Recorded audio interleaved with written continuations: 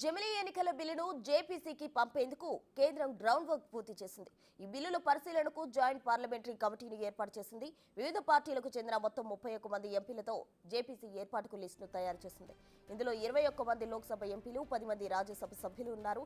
JPC ప్రతిపాదనకు సంబంధించిన తీర్మానం కేంద్ర న్యాయశాఖ మంత్రి అర్జున్ రామ్ మేఘ్వాల్ ఇవాళ లోక్సభలో ప్రవేశపెట్టనున్నారు.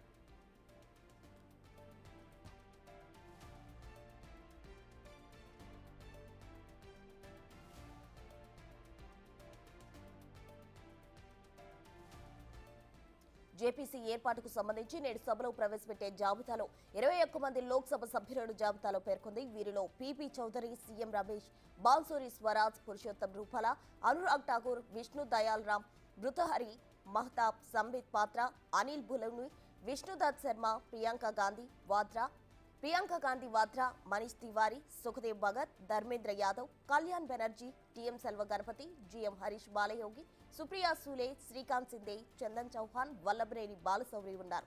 వీరితో పాటు రాజ్యసభ నుంచి 10 మంది సభ్యుల పేర్లు ప్రతిపాదించారు.